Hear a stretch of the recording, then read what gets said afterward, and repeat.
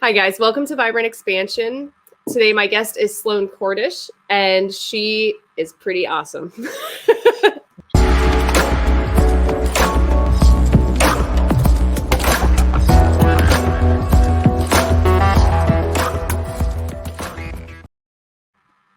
Hey, Sloane. Hi. So you're in your busy season.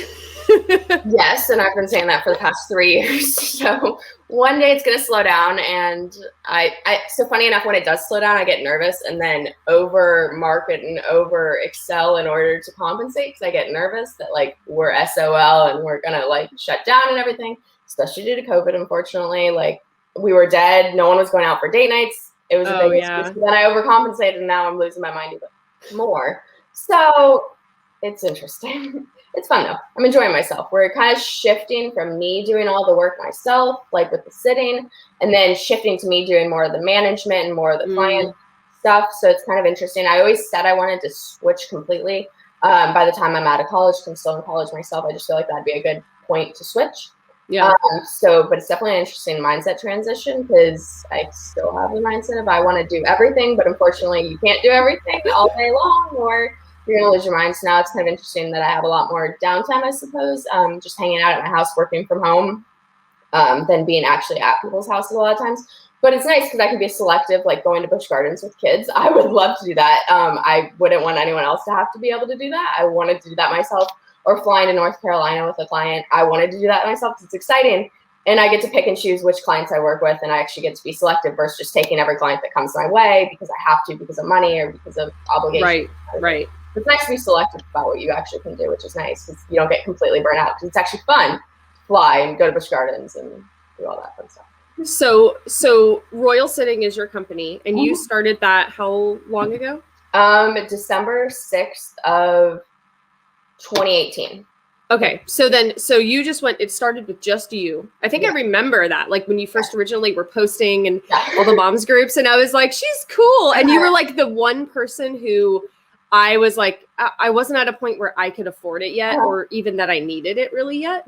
But I was like, dude, she's like cool with the holistic thing, you know? And for me, that's huge, because I didn't want to bring somebody into my house that was gonna, you know, necessarily just feed them McDonald's or something like that, when I'm like, you know, because I don't think some people have that integrity, even if you're like, hey, you know, like this one doesn't have wheat and this one can't have this and blah, blah, blah. Like sometimes people that they don't get that. And so I was like, that's so cool. So like, even when I've seen your stuff, even though I haven't personally used your services yet, but it's coming up. They're older now too. So now my daughter's like, I want to do babysitting, and I'm like, we have a mother's helper program. We started at 12. I just had a little girl reach out. She's 12, but a young girl reach out to me. She's 12, and she didn't preface her age, which I think was awesome. She didn't tell me how old she was. She just like went off, and then eventually I asked her how old she was after I was already blown away. So she was awesome, and she told me she was only 12. I was like, wow. Oh my God, please, like, thank you, yes. Because originally our age was 14, and that wasn't really a hard rule. That was just kind of me, 14. I mean, I figured that was right. Trusting kids to go out. And I'm like, how old would your girls have to be for you to trust them to go to someone else's house and everything? Right. I don't know. I started babysitting. I didn't start babysitting until I first started babysitting. I never babysat before. I don't have any siblings. I had zero experience. So I think that actually played in good, that I was just naive. I didn't know anything. I had to figure everything out on my own. Never babysat a day in my life, aside from like maybe if we had a family friend come over to our house and they're like, hey, go play with the kids for 10 minutes. Right. Never babysat for any money before that. So it really played into the fact I was really naive, and I kind of just figured everything out as I learned how. I changed my first diaper probably like 6 months in, because I never babysat infants or anything. So I never changed a diaper before, never did a bottle and everything. And I've changed thousands of diapers and thousands of bottles and everything. So it really played that I was naive, and I kind of was able to just learn as I was going. That's another thing right now. People keep asking me, what business do you want to start? And I'm like, I have no idea, because I didn't set out to start this. I have no concept of what kind of company I'd ever want to start, because quite frankly, I don't see myself being in the babysitting, childcare industry forever. It's exhausting. It's not something I want to do forever. But I have no kind of idea of what else I would want to do, because it happened naturally as I needed this, as I needed to learn this. I YouTubed it. I Googled it. I don't have a business degree. I'm getting my business degree now. It's mostly for credentials and everything, but not to learn from. I'm sure I'm going to learn great things from it. But I've YouTubed everything or Googled everything that I need to know, or I've called a friend and asked them this question. So it's really just been natural. So I think that's probably the best way to grow a business, is just learning gradually and accepting it's going to be terrible at first. You're going to have the work. I look back at my client messages every so often from like 2018, 2019. And I'm like, oh my God, that was the worst thing to say. Like that was the worst. And I've learned definitely how to speak to people over time, which is cool. Yeah, no, it's a learning transition for sure. It's funny because when you said, going to school, it's like almost at this point, at this day and age with YouTube and all of these other things, it's just credentials. Like that's even my dad. So my dad is a structural engineer, and he started learning when he was, oh my gosh, I think he was 10 or 12. He was young. And my grandfather did it. He just learned from him. And now they're one of the leading local engineers, and they do like, well, not anymore, but they used to do stuff for Disney, and they used to they did a lot of the condos down on the beach. And then all of a sudden they changed the licensing, and they were like, oh yeah, what's your credentials? And my dad was like, but he said they'll hire people that have the best degrees, and they got they had all the special, medals of honor, like through college and all of this, and he's like, they don't know anything. They have no practical experience. So it is interesting. Something that's come up in my classes and everything is obviously you read the textbook and you have to do some sort of discussion posting on it. I'm like, this is a cool discussion posting and everything, but it's never going to translate to real life. People are not textbook. They're going to do things that you wouldn't think they would do in a textbook. They're going to say things that they wouldn't supposed to say, and you're going to have to know how to react to it. You can't just read off a script. It's not going to work like that. And I'm just like screaming at everyone. I'm just like, this is not real life. This is a discussion posting. It's not going to help you in real life.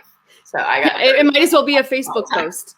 I got thrown in a doghouse a couple times on my SPC discussion postings, and they're like, stop being rude to everyone. I was like, stop posting about like this and that.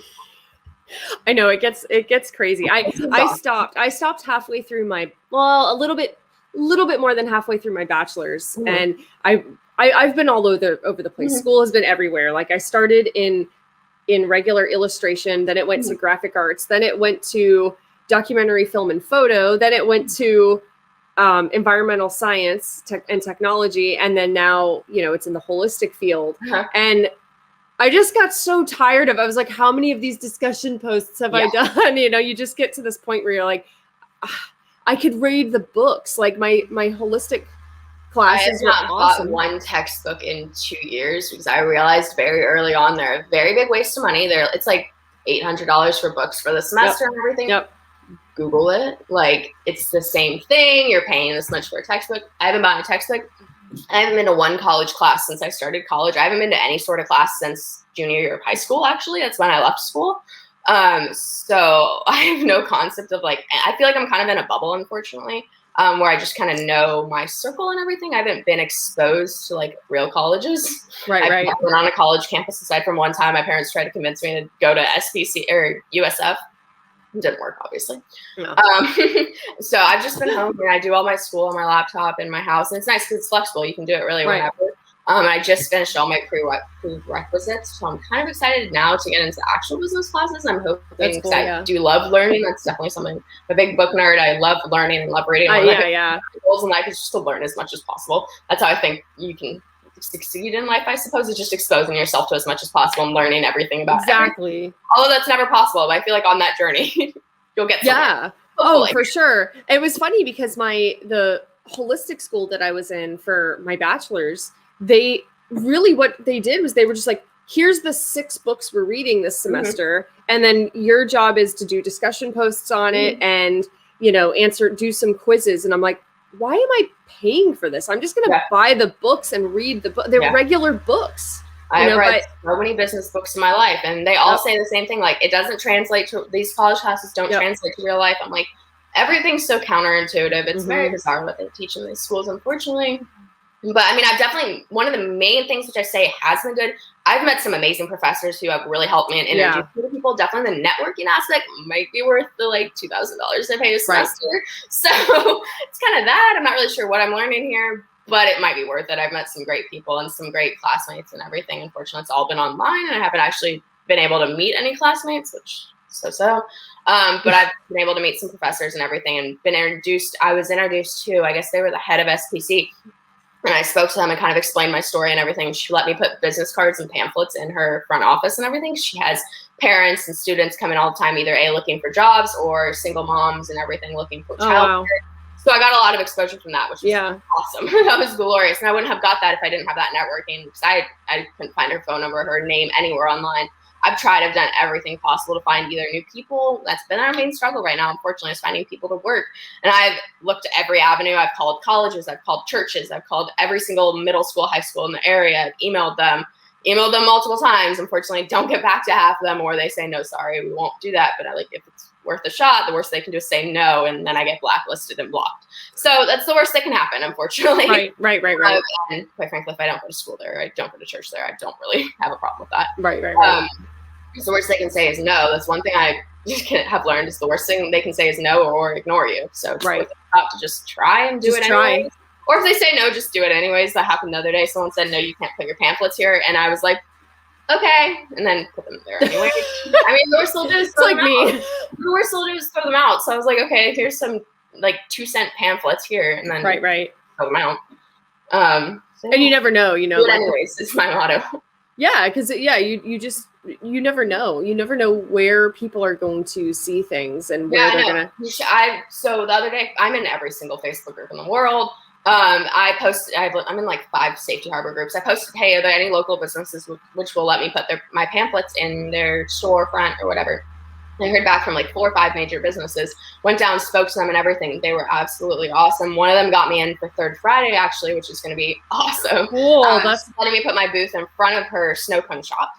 Kids obviously go to snow cone shops all the time. So that was awesome. And I wouldn't have been able to do that if I hadn't walked down there and introduced myself. So it's really just nice having the support of the community, because I have grown up in Safety Harbor for the past 16 years. So I feel like everyone kind of knows me, and I know the town very well. I'm very comfortable with everyone. So it's nice. I kind of feel like I have a family, I suppose. I don't know, but it kind of feels like family where they always have my back and everything. So it's nice. Everyone's always willing to help me if I need anything or need help with anything. Everyone's always willing to help. So it's definitely awesome to live in a small town that can do that. There's a lot of drawbacks to living in small towns, but that's definitely not one of them. Mochi has joined us. He's freaking out. He's got his morning energy bouncing around. Yeah, it's funny because it's not that I'm not a morning person. I actually used to be way more of a morning person, but this is definitely the earliest interview that I've done. Oh, well, so I woke up and I was like, "What day is it? What time is it?" Yeah. I'm like, okay, all right. You don't drink coffee, right? No, my body does not handle. I have green tea. That's the one bad habit I have. I have celiac disease, so I don't do gluten. I'm vegan also, and so I end up eating a lot of raw foods and everything. Yeah, I don't really drink at all. So I feel like my only bad habit that I have is coffee. And at this point, I'm like, it might just be a business expense that I might have to take if it's gonna help me out getting up. I woke up at 5:30 today, but normally I wake up at 4 because I start work so early that anything I have to vacuum, God forbid, I have to get it done early. If I do laundry, I have to get it done early because I'm not home until 7 o'clock. And the last thing I want to do at 7 o'clock is do laundry because I go to bed so early. So how many? Oh, no, go ahead. No, I'm just saying it's just really about being disciplined. That's the only thing I have to say is you just got to be disciplined and suffer through it. I've had to suffer through so much, and it's just suffering through it and accepting this is how it's going to be for the next 6 months, and you're going to have to wake up early and you're going to have to hate your life. And just do it, yeah. Just do it anyways, because, just do it anyways. That's the only thing I can say. How many employees do you have right now? And I guess I have a 2-part question. Basically, where are you at now, and where you grew from that? What started all of it? What made you want to start that? And I know that's 2 totally different random questions. So first thing is, I guess I could show you back here. Hopefully I don't lose you. Back here, we have our giant whiteboard. Awesome. Yes, it takes up my whole wall. But I have a list of all of our sitters down there. I want to say we have 30. That being said, they are all independent contractors. So that's a good thing for us. They handle their own taxes and everything like that. So that's also smart. Definitely speak to a CPA. As much as I hate bringing in outside people like lawyers and attorneys and everything, they really know what they're talking about half the time. And they can really advise you how to get the most bang for your buck, I suppose, and just be smart with your business, because you can lose so much money on taxes and useless stuff like that. So definitely speak to someone who knows what they're actually talking about. So we have 30, and it kind of just depends on the season because some of them go away to college, some of them come back for school, some of them do all this stuff. So it really just depends. But I think we have like 30 set up in our system, and some of them have other jobs, so they can only work like Saturdays every other week. So it really just depends. So we have a lot of girls set up, and they all have different schedules, so they're not tied to exactly working full time Monday through Friday 9 to 5. We have some girls who pick and choose their own schedules. It's really just 2 hours available whenever I need them, because people go on date nights Saturday night at 9:00 p.m. And so I need someone to work those hours who might not be able to work Monday through Friday, which is great. So I kind of just take whatever availability anyone has to offer me at this point. It's like, right. Oh, you're only available every other Wednesday when there's a full moon, like whatever, we'll take you. Okay, thank you. Thank you, sure. Okay, whatever. So we kind of take whatever. And then we have a bunch of different services. We have like our Mother's Helper program for our younger girls. I realized very early on, a lot of people said, hey, you're awesome and everything, but quite frankly, you're 18 and have 0 experience. I was like, okay. So I took that and realized most people don't want to hire people, mostly because on experience, how do you get experience if no one's willing to take a chance on you, like let you watch their children? Right. Which is, I get that. It's a safety issue. Yeah, I get that. But I wanted to give the young girls an opportunity to learn in a safe environment. So we only let them work when the parents are home in the house and just have to like go do laundry, go work, especially working from home.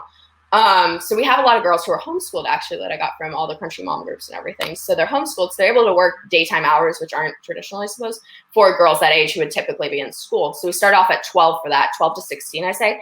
Depends on maturity level and everything. Mostly there's vehicle, because if they're working when the parents aren't home and the parents get home, or yeah, if they're working at the home when the parents aren't home and the parents get home early, I don't want them to have to deal with transportation, or the parents get home late. I don't want them to deal with their parents having to come get them, whatever the ride situation is. So we typically start at 16 with that.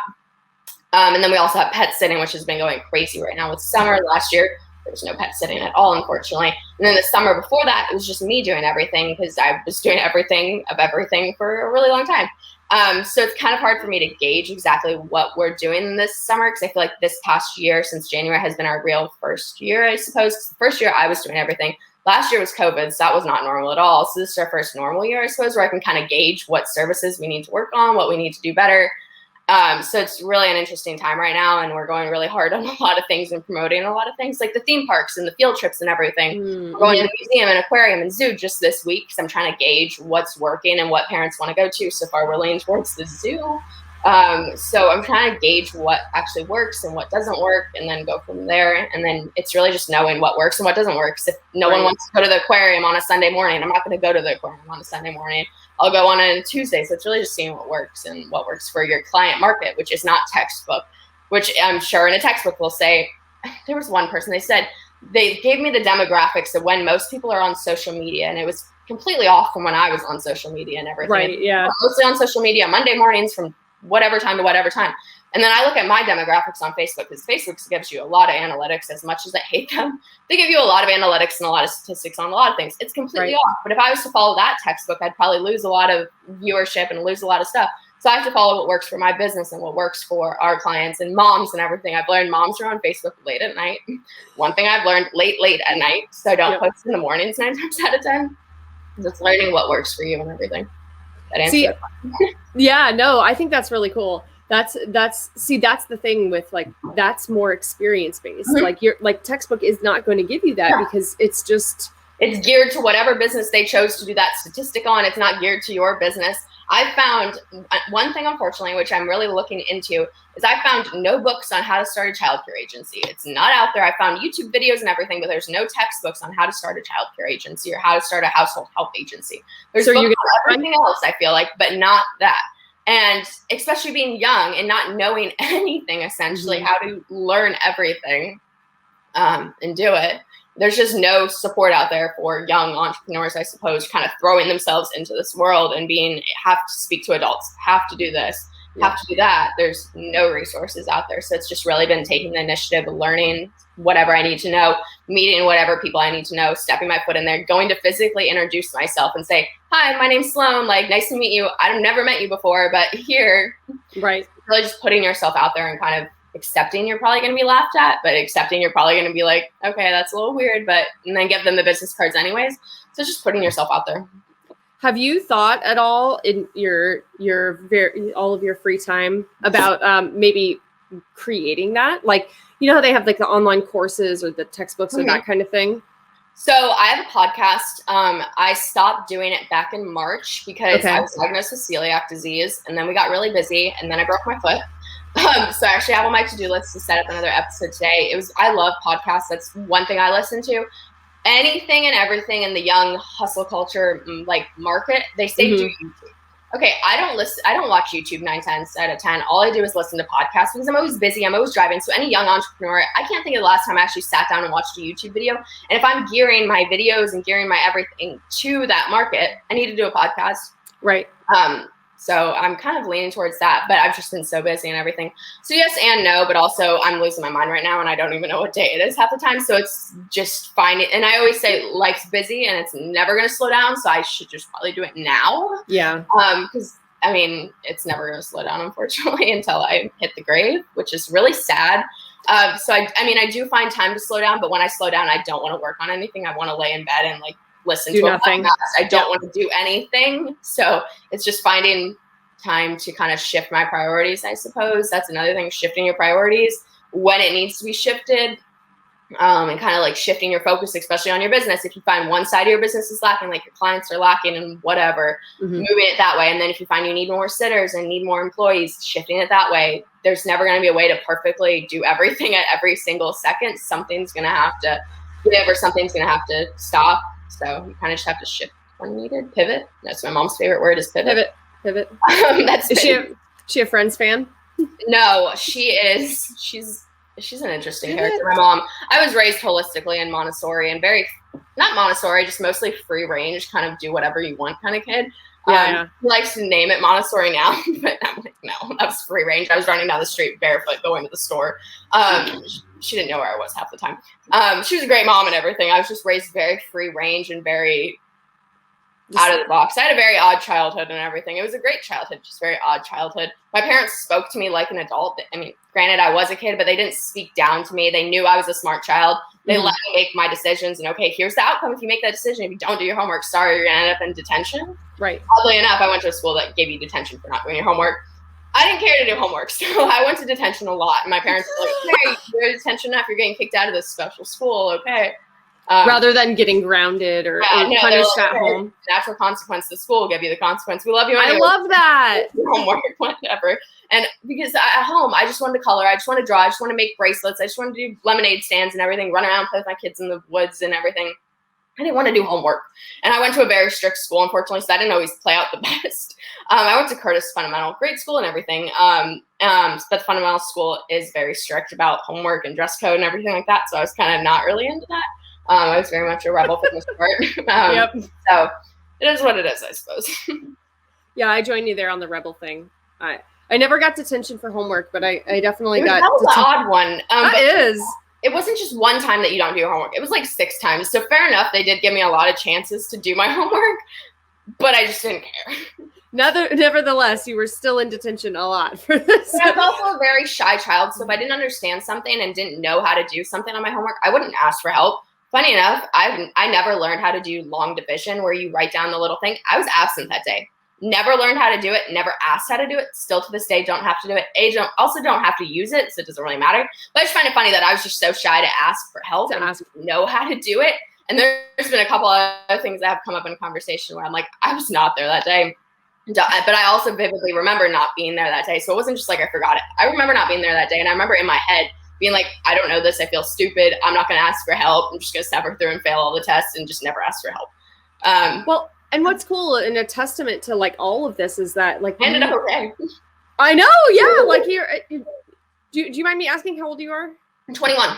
21. So at 21, you already have a successful business. Yeah. You're kicking ass and taking names. And I don't know how to do vision. Yeah, and like look, like that's so I just think that's really cool. And I kind of did the same thing. I wasn't. It's funny when you said free range, I was like, yeah, I'm much more free range than my own kids are now, but it's kind of like the area we live in and the times we live in. And there's like different circumstances, but I want to have that. Like but I kind of feel like we need to be a little more rural at this point for that to be safe, which small is town. That's why I think my parents liked me living in a small town is I could walk to the store at age 8, 7, and they're like, man, she'll end up okay. Or she'll see someone she knows and she'll end up okay. Or someone will tell us that she's missing or dead in a ditch. They'll let us know. And I ended up okay half the time. Although one time I did run away and I got very upset because no one realized I ran away. So that's also a factor that my parents were like, "Man, she ran away. She's okay." So you're like, you're supposed to be upset and worried about me. You're not supposed to be happy that I'm running away. So fun things. No, I got in trouble for funny things. Like you mentioned you were vegan, and I'm not now because of certain health things, and I realized my body was like not doing well with it. But I definitely have. I was like raw vegan for a while. I went through the whole raw thing. I mean, you name it. And then basically I kind of circled back around to this kind of like Ayurvedic Chinese medicine sort of place. So like animal product is few and far between, but it's used like medicinally, like on my cycle or something, you know. But it was one of those things I had to come to terms with. However, like my whole life, I've always been a little bit more of like the vegetarian veganism, like even at a young age. And so I remember going to the circus in 6th grade, and I had either never been before or I definitely didn't remember going before. And I remember we were walking to our seats, and you could see in the back where they had the elephants, and they were like, you know, doing whatever they were doing. There was like the whip thing, and they weren't actually whipping them, but it was scaring them into their I was so appalled by it. I was like, this is awful. So I went to school the next day and I wrote a petition. And that would have been me. I like passed it around the whole school. I had like 600 signatures, and the principal or one of the administrators came over, and she's like, "You're not supposed to be doing this." And I was like, "No, I'm helping the animals. Like, you don't get it." Yeah. And like, I'm doing something good. And she was like, "Come to the office." And I got suspended for 3 days for that. And I was like, what? I'm so yeah, I definitely have I was always a rebel. I mean, I got suspended one time because I used to make my own headbands from Joanne Fabrics. Like they were like Galaxy, or one had strawberries. And the administrator, she's like, "You need to take off that headband. That means you're in a gang." I was like, "What? Like the strawberry gang?" Yeah, I was like, I'm not like a Crip or a Blood. Like I literally just have strawberries on my head. So I would get in trouble for dumb stuff. So school has always been one of those things that's, you know. Yeah. I love looking back at my childhood and just seeing little nuances that would indicate I would be the way I would be now. And I've asked my parents multiple times, like, "Did you have any indications something was off?" And like, I was a little quirky, a little weird. And she's like, "No, honey, you were always a little bizarre, but we loved you anyways." I'm like, oh, "Okay, cool, thanks." But I've always just been very goal oriented and like, this is what I'm going to do. Here's how I'm going to do it. Like, no one talk to me. No one tell me otherwise. I'm just going to hold myself in my room for 6 months and like do my thing, which 6 months have turned into 3 years and I have no social life. So it is what it is. But I've always just been very driven and like, this is what I'm going to do with anything since I can remember. And I've always been very much not money driven, I suppose, but like if I want to, so I learned, I was probably like 8 when I learned the tooth fairy wasn't real. Well, I had like 6 baby teeth left. I pulled out probably 4 baby teeth in one day because I wanted to buy a toy. I was like, here's what I got to do to get this toy. This is the only means. I'm 8. I can't go do anything. Like, let me pull out my teeth. Oh my gosh. I don't think I got that money. I think my parents were like, no, we're not giving you this much money for your teeth.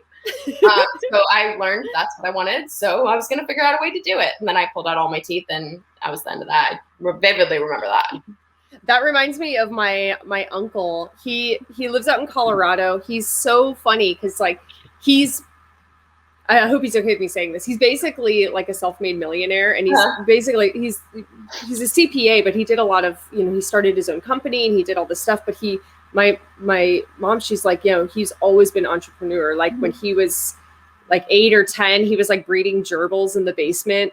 And like selling the gerbils or the hamsters out to everybody. And, you know, like I got in trouble because I sold rainbow loom bands and I got them for free. Because I don't know where I would get them for free. Honestly, that's probably really bad. I don't know where I got them for free, but I would sell them and I got them for free. So profit, great. But I got in trouble for that in school. I used to sell stickers, younger than the loom bands and everything. My parents used to pay me for chores and everything, so our house was always very clean. I was always the one like, I'll do the dishes, it's $1. Cool, it'll be great. Yep. My parents also used to pay me to read books, which I think that's good, I suppose. I mean, I guess whatever. My dad paid me to read I think it's the 7 Habits of Highly Effective Teens. That Oh probably, yeah. I was really advanced. So I was reading, I was probably 4 when I learned how to read. I've always just been very learning oriented, not necessarily school oriented. I was like, I want to learn how to read. I'm going to go read. Screw whoever's going to teach me. I'm not waiting until kindergarten. I'm going to learn how to read. But funny enough, I tested for the gifted program in 1st grade and I failed. Just because I wasn't school oriented. I hated taking tests. I was like, I know how to read since I'm 4. I don't want to be put in a special ed class. Not special ed, but like a special class. I learned math very early on and everything, and my parents let me go where I wanted to go, I suppose. They're like, cool, you're interested in entrepreneurship? Here, read this book about habits of highly effective teens at age like 10 probably. Yeah. And I don't know what I learned from that book, but I think it was great. It's funny because like talking to you, you're reminding me so much of 7.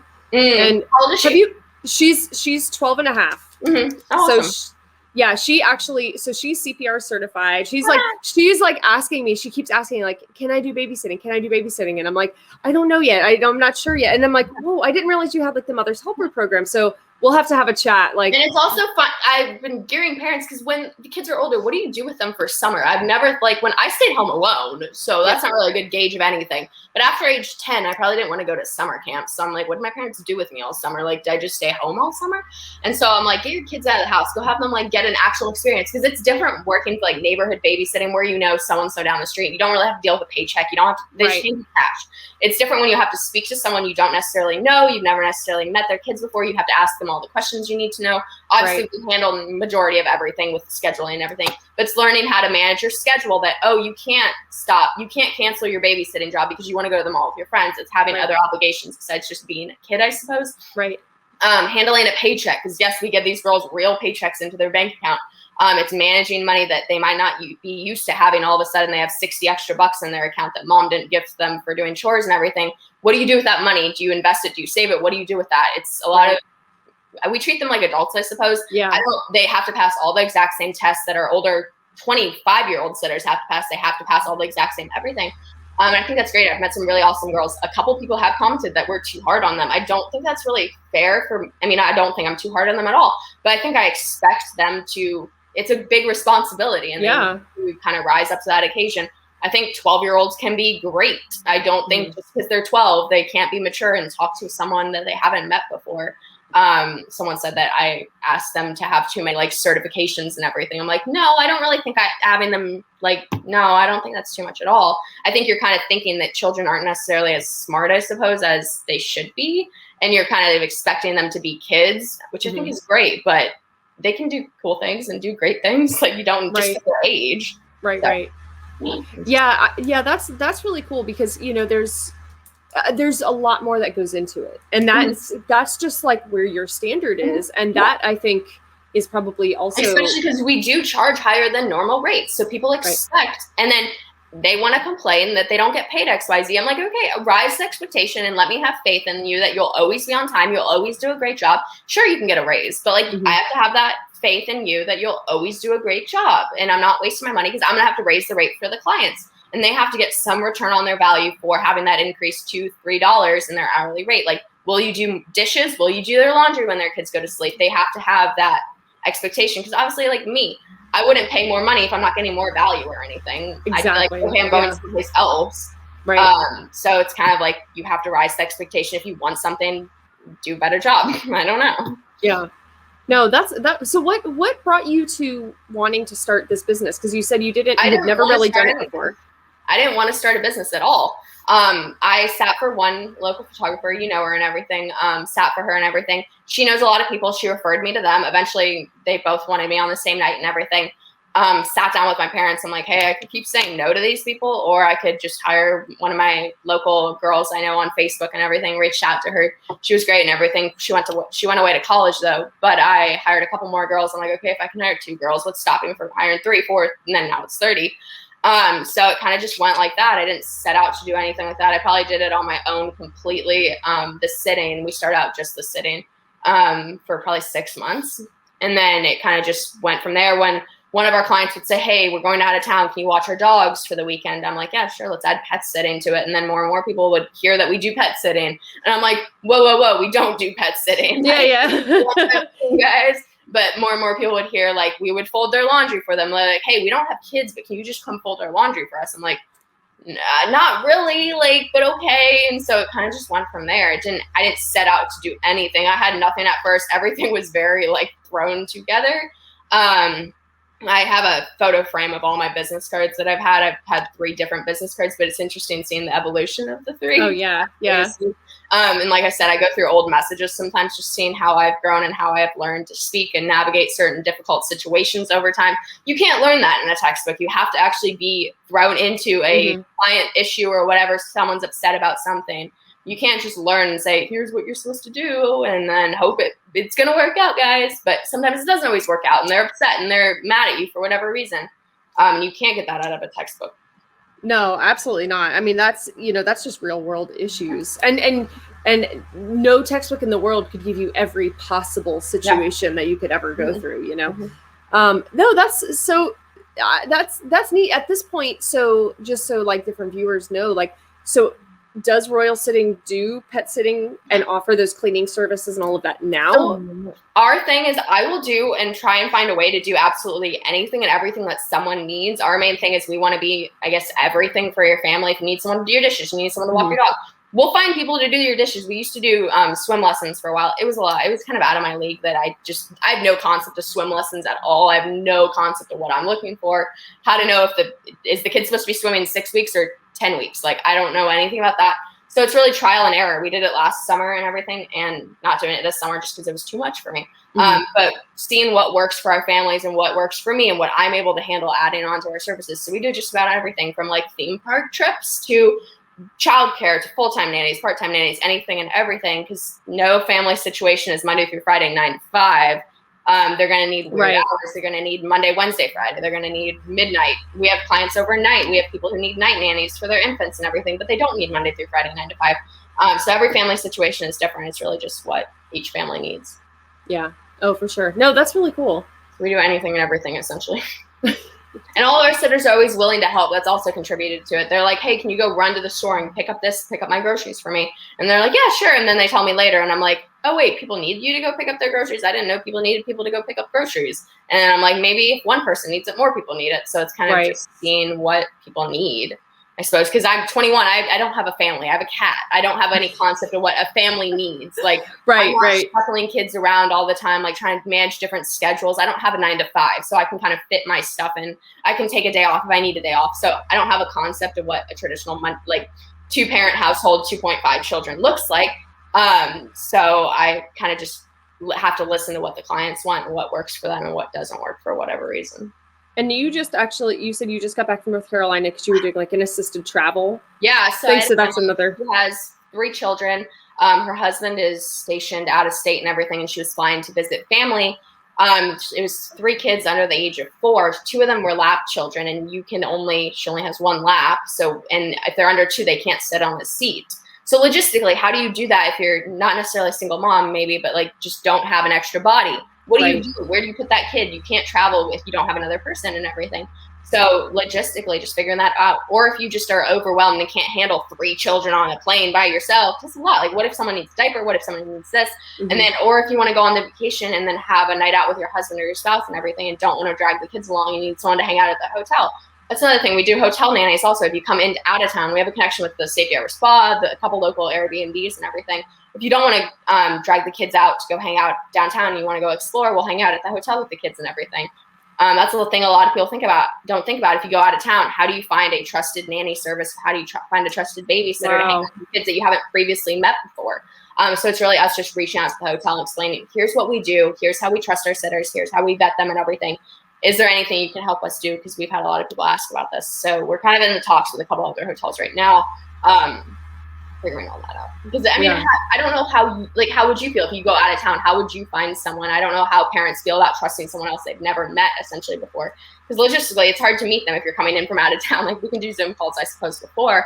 But if you never physically met them before, what can we do on our end to help you trust the sitters? How much more can we do to help that, I suppose?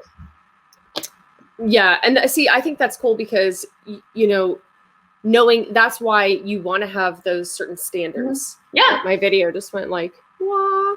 It'll come back. My laptop was running out of battery, and I was like, I swore you were plugged in. So I moved, and as soon as I move, my camera, like, yeah, it's really weird, but whatever, it's fine.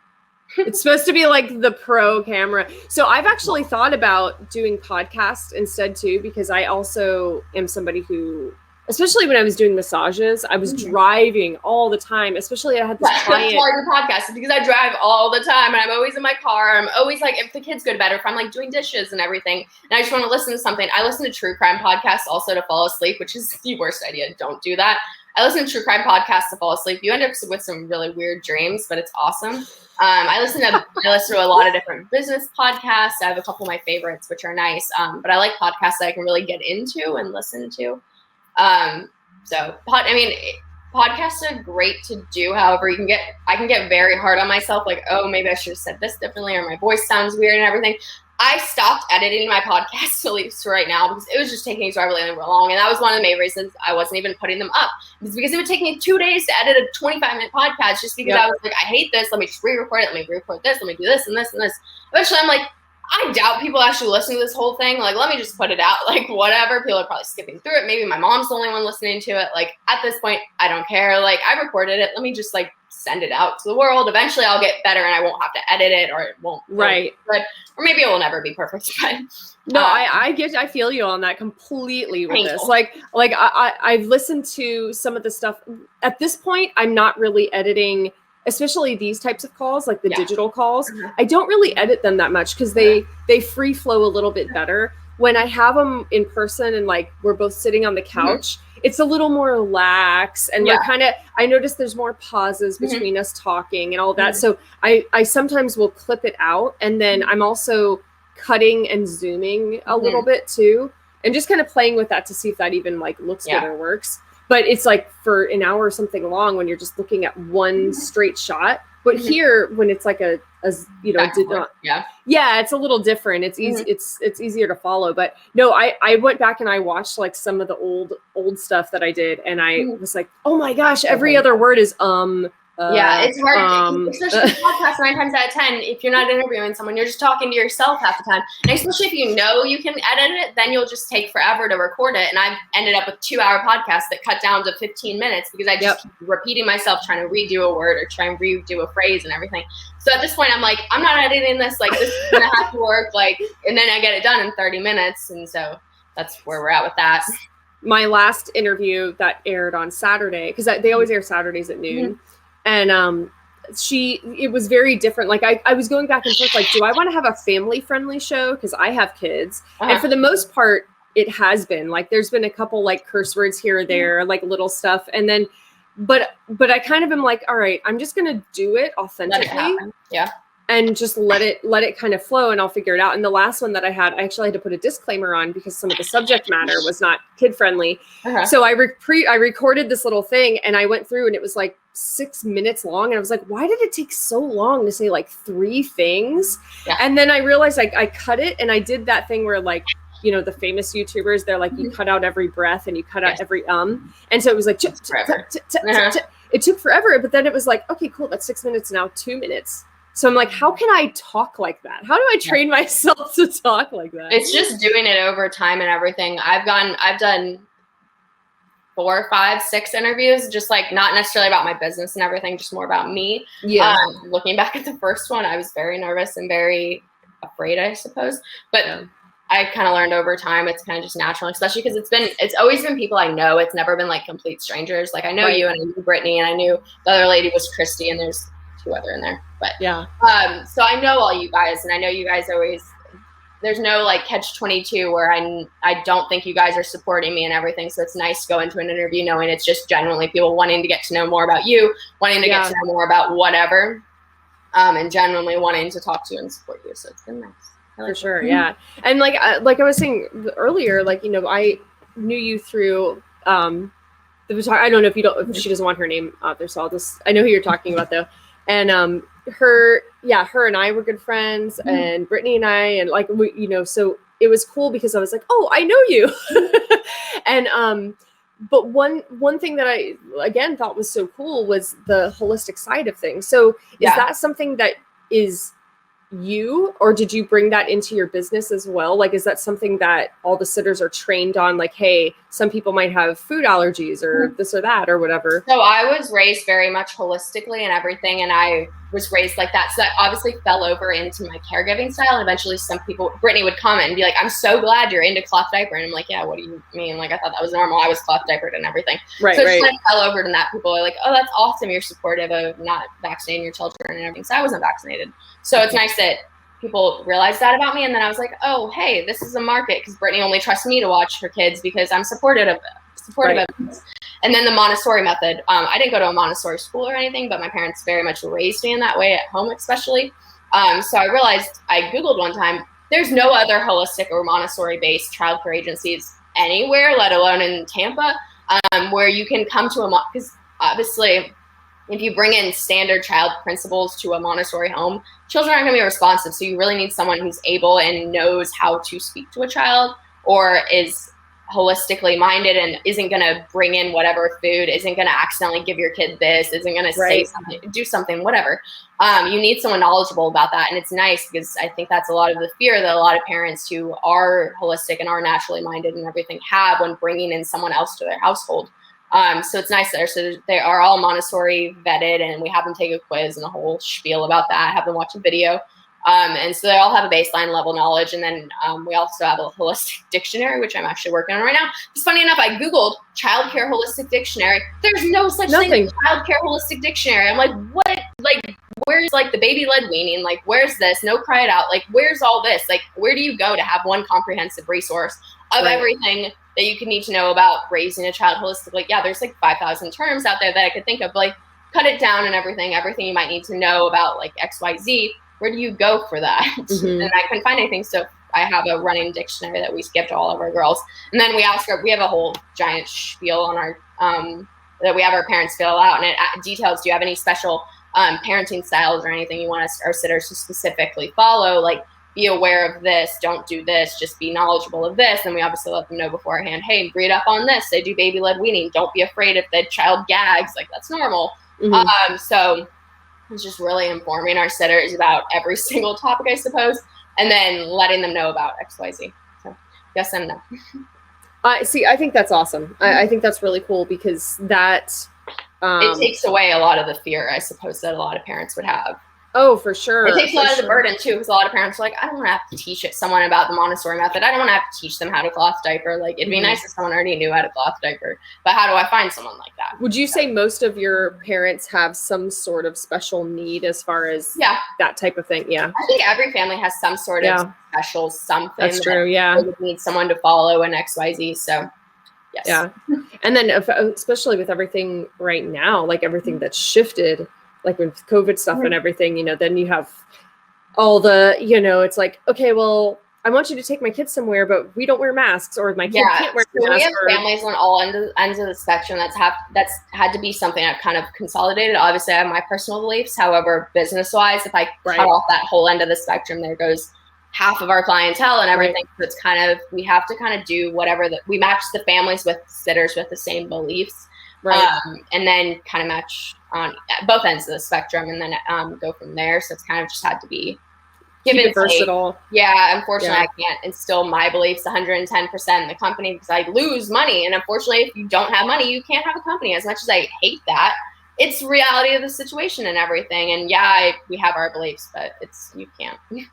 Well, and you're in service. You're not picking and choosing. You're in service, and that's, I think that's cool, actually, you know. So ideally it'd be like, oh, it'd be cool if everybody was on the same page with certain things, but that's not how the world is. And I have a lot of friends that are business owners that have had to make really difficult decisions with that type of stuff. So Yeah, and unfortunately, we would have had to close for 7 months and not provide any childcare if we refused to provide childcare to people. I had people saying back last April, how dare you go into people's houses? You're exposing your sitters. And I'm like, if they're willing to, and we're doing it in the safest way possible, and and families need it, and like, I'll do it myself. Like, so we would have not been able to do anything for 6 months, and we would have been no more. So it's like, do we stay open and make a decision that might not be the popular decision? or maybe was the popular decision. But if we have people coming to us for childcare, what do? They do. Daycare is closed and everything. We were kind of like the saving grace. Like if you don't work from home and you don't have older children, you have infants, you have toddlers running around, and you still physically have to work. Or we have some parents who had to go to work, unfortunately/fortunately. So it's really, what do? You kind of have to make a certain decision that might not always be the most popular decision, but you kind of have to make a decision. And either way, you're going to upset some people. So either way, yeah, you can't please everybody. Everybody's going to be. Life. It was funny because like one of the things you may or may not have had this conversation or at least thought about it, but you know, I heard people saying a lot of stuff like, oh, I can't believe that some daycares are still open. I'm like, aren't you guys like, yay, support the nurses? Well, who do you think's watching their kids so they can go work? Like somebody has to. Yeah, someone has to. I mean, I feel like the safest option in most people's eyes at that time was to hire a nanny and everything. Right. They're like, why are you sending your sitters into other people's households? I was like, they're working from home and no one's really going anywhere right now anyways. So what are we supposed to do? You want us to shut down for 6 months and everyone's being so supportive, like you guys are so great. But also in the back end, you're like, how dare you send people into other people's houses? And I'm like, I was working every single day. I didn't stop working once since December of 2018. I haven't had a day off essentially. And I've been just fine, quite frankly, and everything. And I'm like, okay, like, you want me to stop working for 6 months and then what? Right. Yeah. Yep. Nope. I'm right there with you. And then, that's. Yeah. With a smile. So I know you only have a couple minutes left, so I wanted to make sure that like you felt like you covered everything that you kind of wanted to share. I feel like I learned a lot about you, and that's why I love doing these because I get to know people that I think are really awesome and interesting and doing cool stuff and entrepreneurs making shifts and putting things out there that, honestly, I'm going, man, it's kind of a shame my girls are like older now. Like I wish I had that. Steal them and use them. Yeah. We had a couple people who we started their children 3 years ago when they were probably like 9, and now they're 12, and I'm like, oh, you're really mature now. Like, well, seven's funny. She's like, can I go work at a restaurant? Can I be a hostess? And I'm like, technically, you need to grow a little bit. She has her Etsy business, and then she just started my friend Matt, who he was my third interview. Mm-hmm. He has like a woodworking company and he's their Aikido instructor, and he was like, hey, I need help with doing these masks. Like, do you want to help volunteer do that? So she goes a couple times a week and she totally helps him put all this stuff together. And so she's like eager for the opportunity. She's like, I want to do something. And I'm like, okay. Yeah, that's exactly me. It was always, what can I do? I had an Etsy page at once. It's completely dead. I wasn't into it. It was really just a money thing. I was like, I'm 16, like I need money. What can I do? I can make stuff. I can do this. It didn't work at all. But I was always trying to find a way. And I think that was with this. I was just trying to essentially find a way to make money. That was quite frankly what it is. I never had any babysitting experience before. I didn't have anything like that. I didn't have a huge desire to work with children. I was like, here's my avenue. And then it hit because I had a great time. It was awesome. I always tell the kiddos that I first worked with, if this is all due to you. If you guys would have been terrible children, I would have run home screaming and everything. So thankfully I enjoyed myself. And I really like the business aspect of it. Even when we have hard days with the kids and I just have a long day, I really do like the business aspect of it. So I think that's what sustained me. If you can't enjoy the business aspect, it gets really boring really quick. If you're, especially if you like get bad reviews or whatever, someone's upset at you for whatever reason, if you don't truly enjoy the business and the ups and the downs, then it's just not going to work. Yeah, no, for sure. Yeah, that's, you really do need to enjoy that part of it. And I think that's part of that entrepreneurial spirit. Yeah. We just enjoy, like I share that with you. I know like she does. I know there's a lot of people that, I have a couple friends that all like work with kids and they feel the same way. They're like, some days are hard and some days, and it's not even the kids. Sometimes it's the parents. Oh yeah. It can be the parents sometimes. A lot of the time. Sometimes. Yeah. So kids are always great. They're kids. If they have bad days, it's whatever. But when the parents are hard, it's hard. Like I can suffer through kids. I can suffer through tantrums, meltdowns, everything like that. When the parents are hard, that's what really makes the day bad.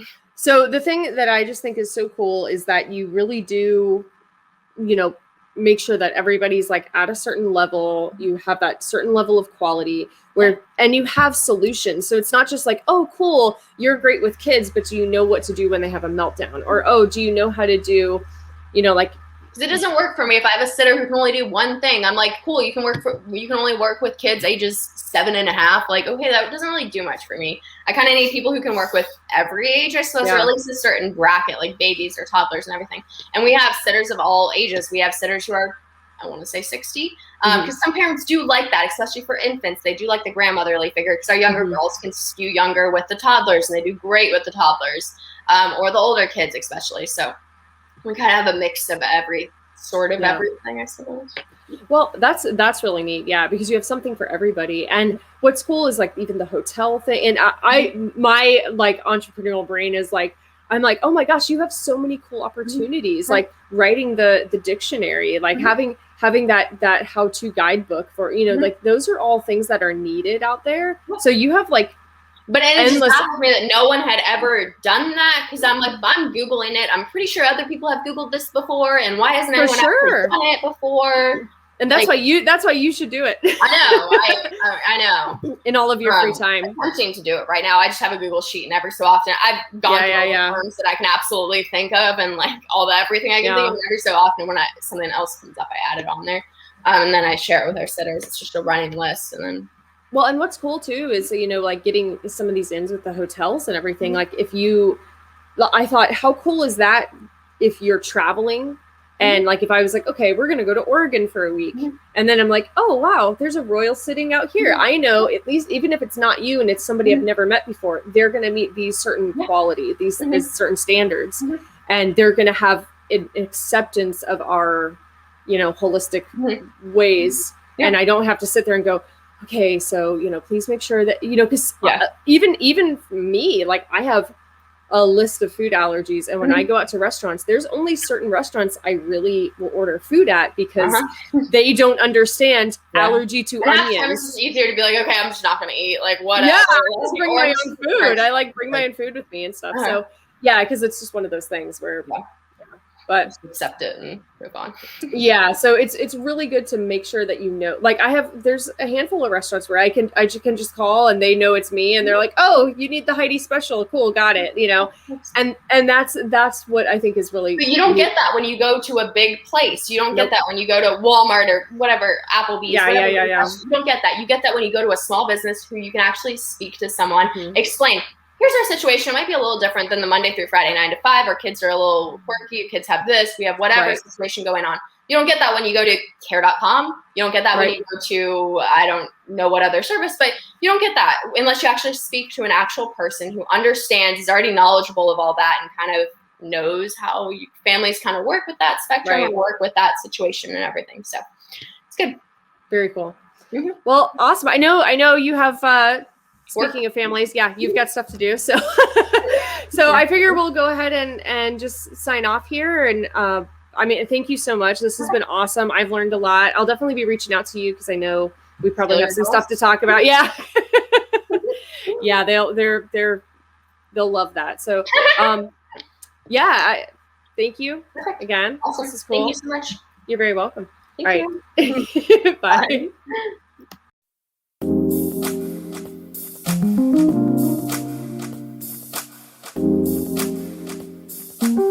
Bye.